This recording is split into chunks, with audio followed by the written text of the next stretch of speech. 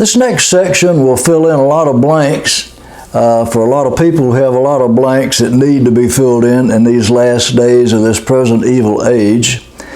So watching a few more minutes, the next video, we can and probably will answer a lot of the questions that you have in your mind about the Bible truth, about the end times, and catching away of the church, and so forth. So I appreciate you watching it, telling others about it, subscribing if you haven't, and I look forward to seeing you there, and God bless you. So he said, back right past Daniel's day. See, this is a double reference for Daniel's day and the end times. From the going forth of the command to restore and build Jerusalem until the Messiah, the Prince, Jesus, will be 7 sevens and 62 sevens. Now remember, there's 70 total. Well, 7 and 62 are 69. 1 7 short of the full 77s. 77s will be 490 years. The 7 weeks and 62 weeks will be a total of, I believe, 483. 7 years short of 490. So there's 2 sections here because the first 7 weeks deal with after King Cyrus, the Persian, gave the command to restore the temple and Jerusalem, rebuild it. There was a time when many of the enemies of the Jews tried to stop that, and so it took a lot of years. 7 sevens, 49 years before that period was over, and then the next period, 62 sevens, after both of them together, they said after the 62 weeks, which is after the 7, the Messiah will be cut off. Isaiah 53:8 talks about the Messiah being cut off. It's talking about his crucifixion. The angel showed Daniel that from the time Cyrus, King Cyrus, gave the command to rebuild a temple in Jerusalem until Jesus Christ was crucified, cut off, would be 483 years. And if these Jews had studied history, they would have known that Jesus was the Messiah, because they had Old Testament scriptures showing exactly when the Messiah would show up. But they didn't see it because they were religious instead of real. And so, then he said, the people of the Antichrist, talking about the Roman people, Roman army, will come and destroy Jerusalem and the temple. In history, this happened in AD 70. What he's saying was, out of that old Roman Empire territory, one section of that is where the Antichrist will come from, and Daniel showed that later. But the Romans, the people out of whom the Antichrist will eventually come many hundreds of years later, they will destroy Jerusalem and the temple, and that happened in AD 70. The people, the Romans, of the Antichrist that will come will destroy Jerusalem and the temple, and the Antichrist will confirm a covenant or a deal, a contract with Israel and the surrounding nations for 1 week or 1 7. That's that last 7. There are 483 years, and then 7 more totals 490. The first 483 years had to do with Israel, not the church. The church didn't even exist. And if the first 69 sevens dealt with Israel, not the church, then the last one did. You see, there's more biblical proof that the church will not be here. This is about Israel, because he said it's about your people and about your city, Jerusalem. It's all about them, not about the church. So anyway, the Antichrist will make a covenant or a deal with Israel and surrounding nations, a covenant of peace. That's how he comes in. He deceives them. It takes about 3.5 years for him to come into full power, and that's when he breaks it. In the middle of that 7, he will break that covenant and desecrate the temple and start bringing Israel into captivity until he's taken out.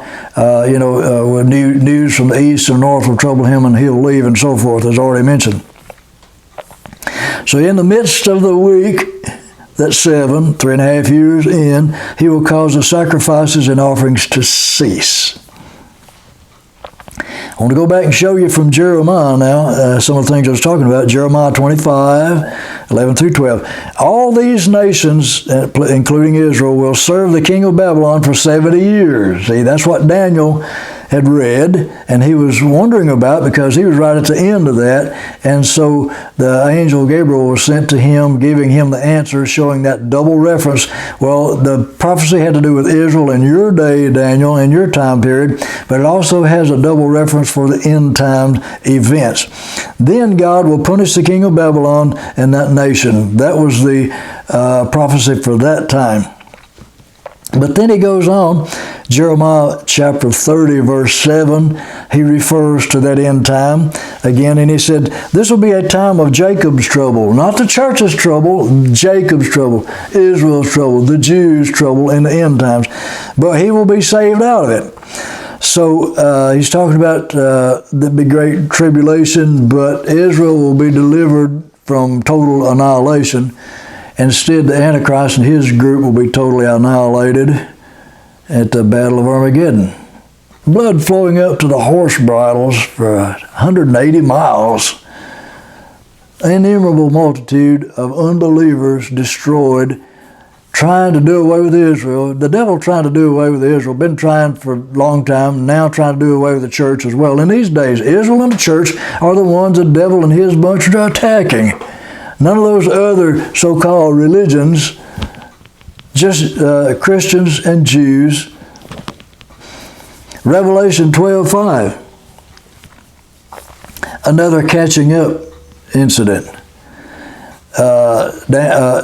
John saw this vision of a sun-clothed woman. This is symbolic of Israel, going back where they saw a vision of Joseph, or Joseph saw a vision of 11 stars, sun and moon, 11 stars bowing down to him. Well, he was the 12th, so they bowed down to him. So this is a picture of Israel. And so in Revelation, it showed all 12 stars. The sun-clothed woman, Israel, brought forth a man-child. Now, this is not Jesus. I've heard preachers jump back 2,000 years from the end times and say, well, that's Jesus, and jump back to the end time. The Israel flees into the wilderness. Well, see, they don't study. They're not honest. They don't know. They don't know the truth. The man-child is that 144,000 Jews, first fruits out of Israel unto God during the tribulation period.